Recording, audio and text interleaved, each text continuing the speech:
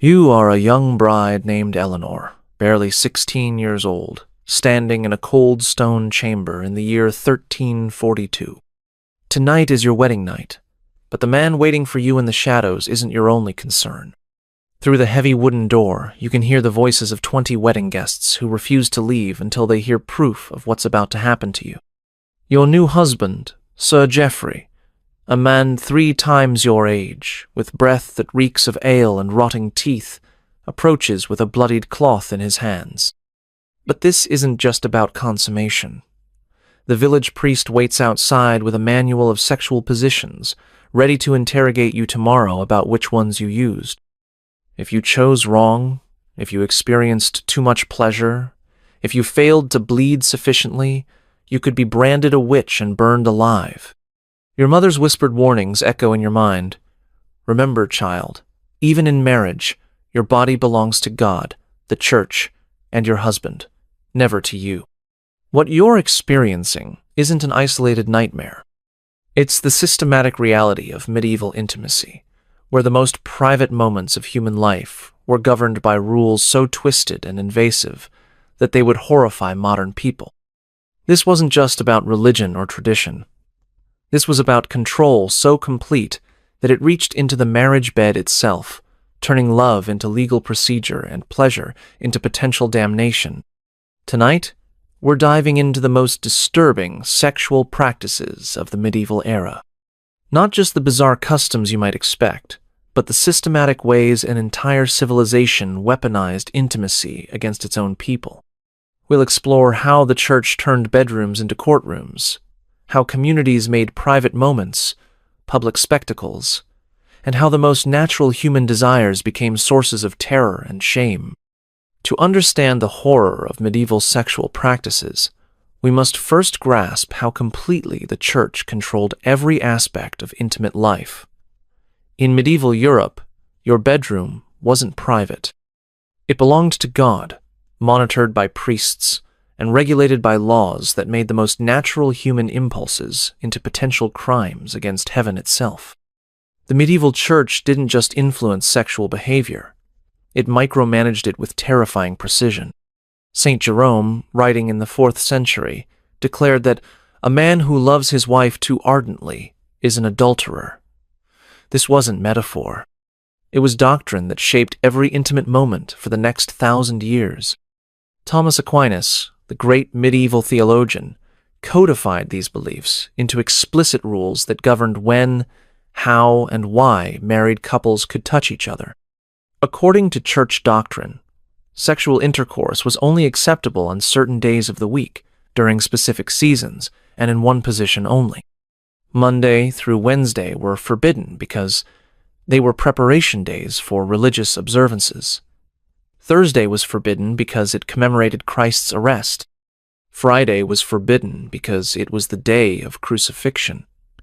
Saturday honored the Virgin Mary and was therefore off limits. Sunday belonged entirely to God.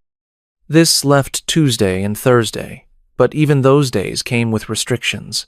No sex during Lent, Advent, Whitsun week, Easter week, or the month before Christmas.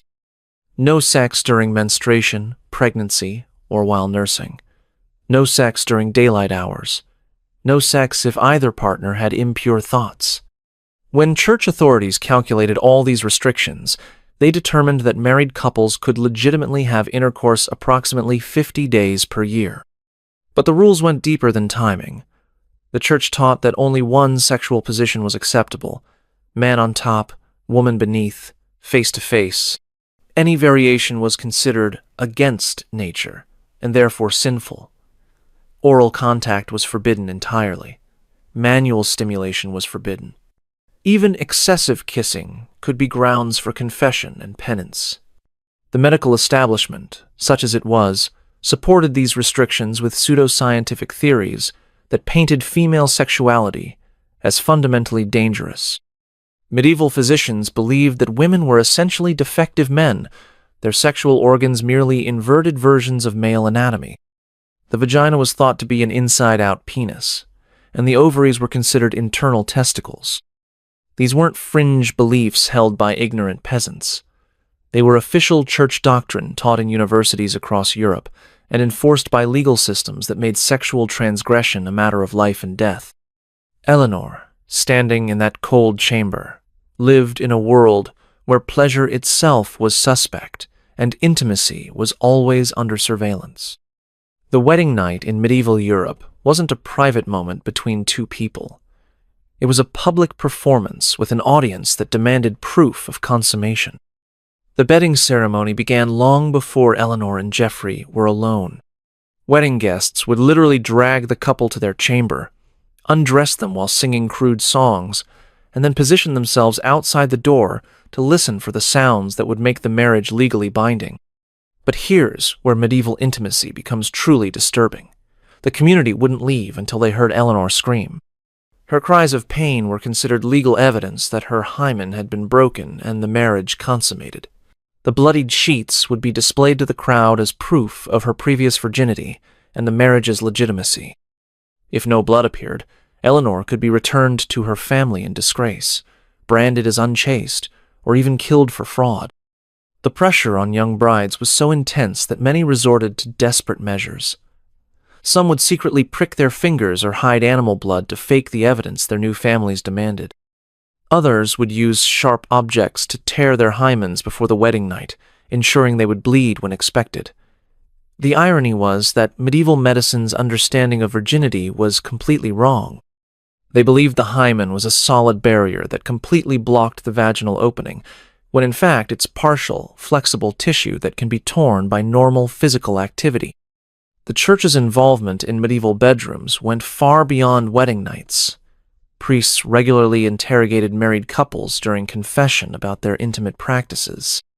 They asked specific questions about sexual positions, frequency of intercourse, and whether either partner had experienced excessive pleasure.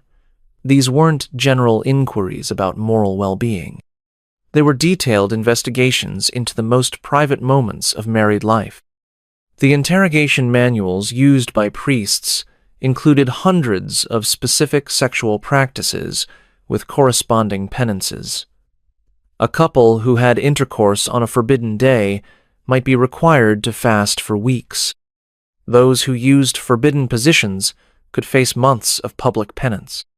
Women who admitted to experiencing pleasure during sex were often suspected of witchcraft, since the church taught that virtuous women should endure rather than enjoy their marital duties. But the church's control extended beyond married couples. Medieval people lived in terror of sexual demons that were believed to prey on humans during their most vulnerable moments. The succubus and incubus weren't folklore. They were accepted medical and theological facts. Church authorities taught that these demons could take human form to seduce men and women, stealing their life force through sexual intercourse. Medieval theologians developed elaborate theories about how these demons operated. They believed a demon could first take female form to collect seed from a man, then transform into male form to impregnate a woman with the stolen essence. Any child born from such a union was believed to be cursed or demonic. Women who reported sexual dreams or unexplained physical sensations were often accused of consorting with demons. Sleep paralysis, now understood as a neurological phenomenon, was interpreted as demonic sexual assault. Men and women who woke unable to move, often with sensations of pressure on their chest, were believed to be under demonic attack. The church prescribed elaborate rituals of exorcism and purification, but many suspected victims were burned as witches instead. The medieval understanding of menstruation added another layer of terror to female sexuality. Menstrual blood was believed to be so toxic that it could kill crops, sour wine, and cause men to lose their strength. Women during their monthly cycles were considered dangerous pollutants who had to be isolated from normal society. They couldn't enter churches, prepare food, or touch sacred objects. In many villages, menstruating women were required to live in special huts outside the community until their bleeding stopped. The church taught that menstruation was God's punishment for Eve's original sin, making every monthly cycle a reminder of feminine shame. Medieval physicians believed that menstrual blood that wasn't properly expelled would accumulate and poison the woman from within. They prescribed bloodletting, purging, and other dangerous treatments to balance what they called the female humors.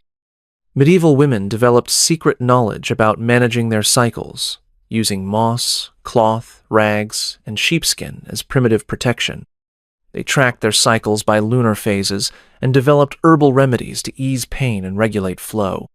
This knowledge was passed down through generations of women, carefully hidden from male physicians and church authorities who might condemn it as witchcraft. The systematic control of medieval sexuality wasn't accidental. It was a carefully constructed system designed to maintain social order through the most intimate aspects of human life. The church understood that controlling sexual behavior meant controlling the fundamental building blocks of society: marriage, family, and reproduction.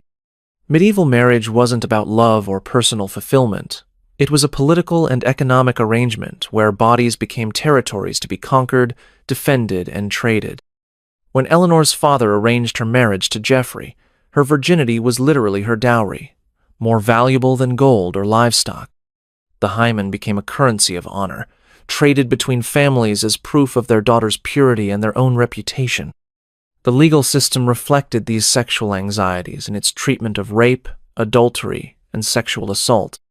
Rape wasn't defined as a crime against the woman, but as a crime against the male who owned her, her father, husband, or lord. The punishment for rape varied dramatically depending on the social status of both victim and perpetrator. A nobleman who assaulted a peasant woman might pay a small fine, while a peasant who attacked a noblewoman would face torture and death. Adultery was punished even more severely, but only for women. A married woman who had relations with any man other than her husband could be killed by her husband with no legal consequences. Medieval law codes specifically granted husbands the right to murder adulterous wives and their lovers if caught in the act. Men, however, were generally free to have relations with unmarried women, servants, or prostitutes without legal consequences. The Church's doctrine created its own bizarre legal practices. Since marriage wasn't considered binding until sexual intercourse occurred, proving or disproving consummation became a matter of legal inquiry. Church courts would examine both husband and wife, interviewing them separately about intimate details of their wedding night. They would inspect the woman's body for signs of penetration and question neighbors about what they had heard through bedroom walls. The medieval period saw the development of increasingly elaborate theories about sexual compatibility based on astrological signs, bodily humors, and physical characteristics. Medieval physicians believed that sexual pleasure and fertility depended on the proper balance of hot and cold, wet and dry humors in both partners. A hot husband might be incompatible with a cold wife, leading to dysfunction and infertility. Physical examination of potential spouses was common among wealthy families. Physicians would examine the bride's body for signs of her sexual temperament. Wide hips indicated fertility, while narrow hips suggested barrenness. The groom's anatomy was analyzed for compatibility with his intended bride. These examinations were conducted with the same clinical detachment used for examining livestock. The church authorities developed their own theories about sexual compatibility based on spiritual rather than physical characteristics. They taught that couples who were too closely related, either by blood or spiritual kinship, would be cursed with dysfunction and monstrous children. The complex rules of relationship meant that many medieval marriages were later annulled when previously unknown family connections were discovered. This wasn't just social control. It was the weaponization of intimacy itself, turning the most private human experiences into public matters of law, religion, and social standing. The human cost of these twisted practices becomes clear when we examine what happened to individual women who fell victim to medieval sexual paranoia. Consider the story of Isabella of Normandy, whose wedding night in 1367 became a nightmare that would haunt her for the rest of her short life.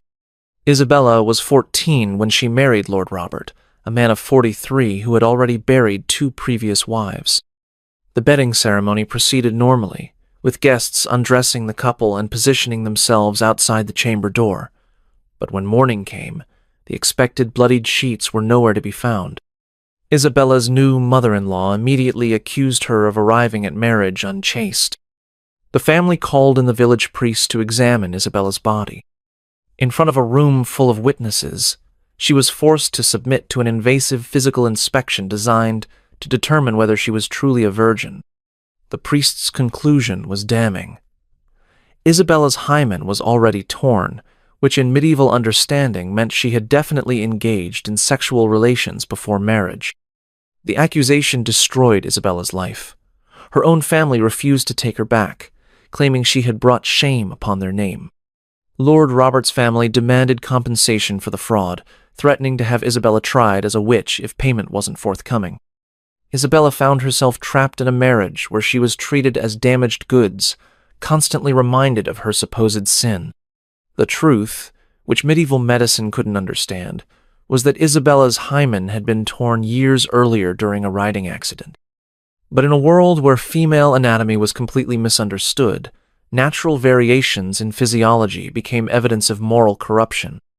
Isabella died 3 years later during childbirth, still branded as the woman who had deceived her husband on their wedding night. Even more tragic was the fate of Agnes the Weaver, a young woman from a small English village who made the mistake of reporting her sexual dreams to a priest during confession.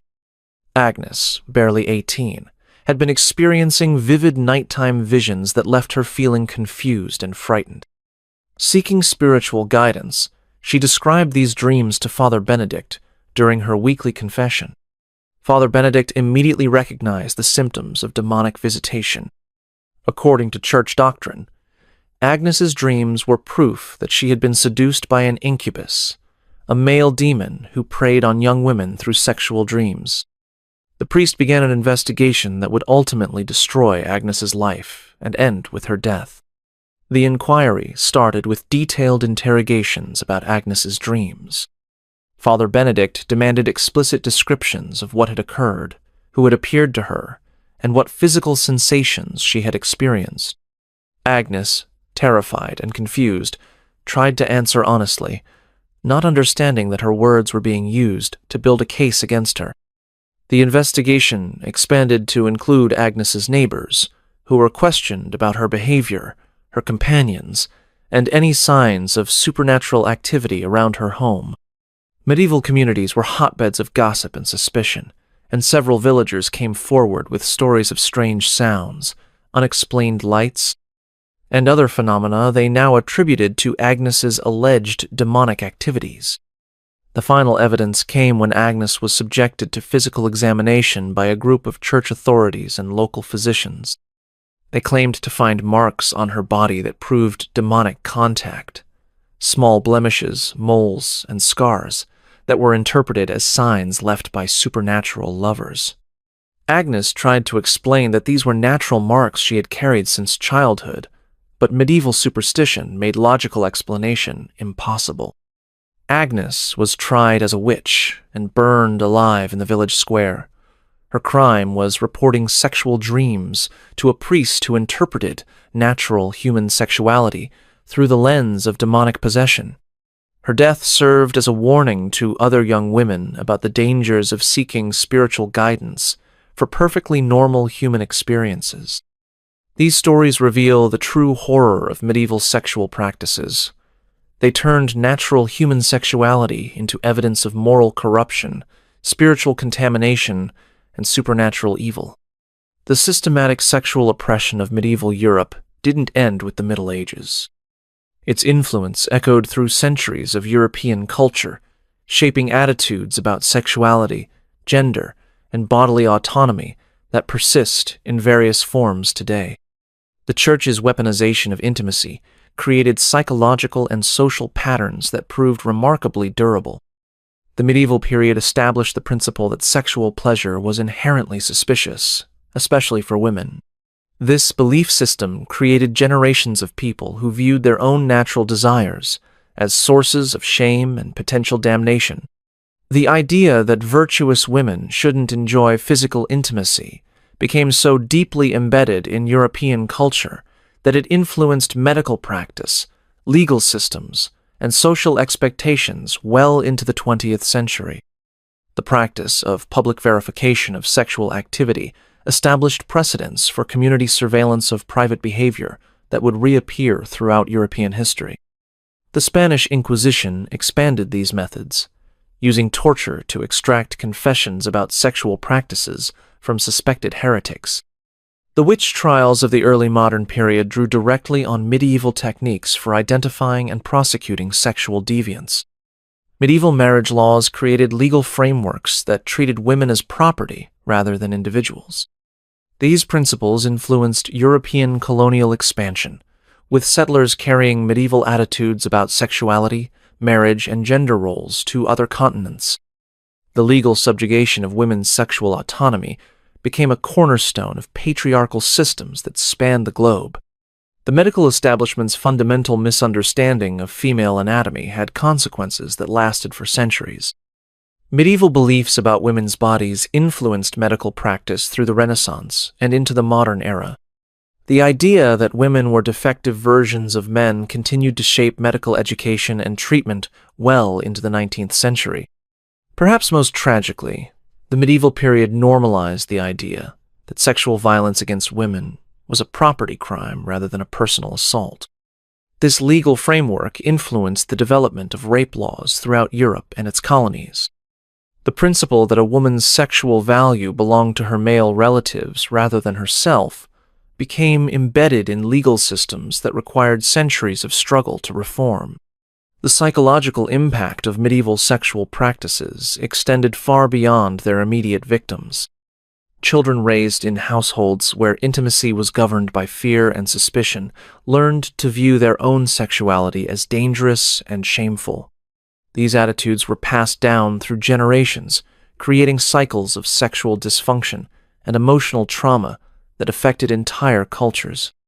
The medieval period proved that sexual repression could be used as a tool of social control, more powerful than economic exploitation or physical violence.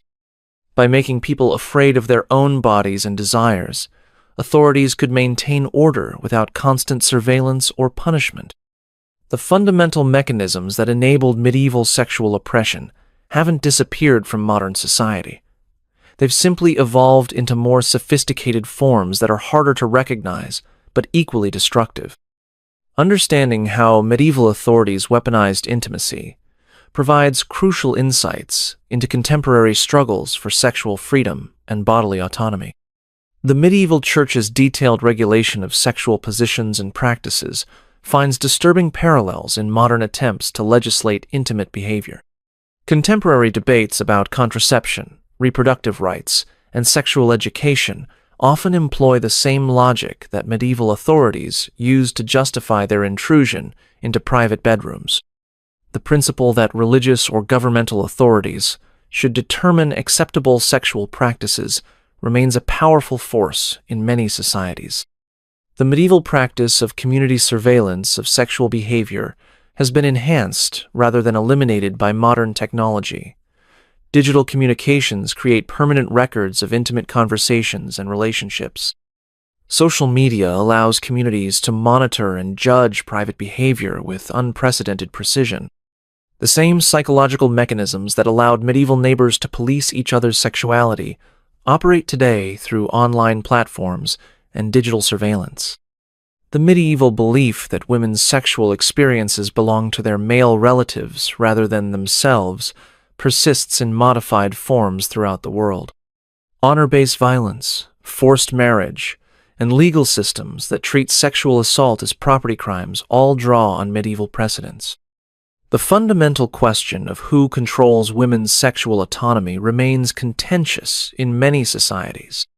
Perhaps most troublingly, the medieval use of sexual shame as a tool of social control has been amplified by modern media and technology. The ability to document, distribute, and permanently preserve intimate moments creates new opportunities for the kind of sexual humiliation that medieval authorities used to maintain order. The weaponization of sexuality against political opponents, social minorities, and anyone who challenges authority follows patterns established in medieval Europe.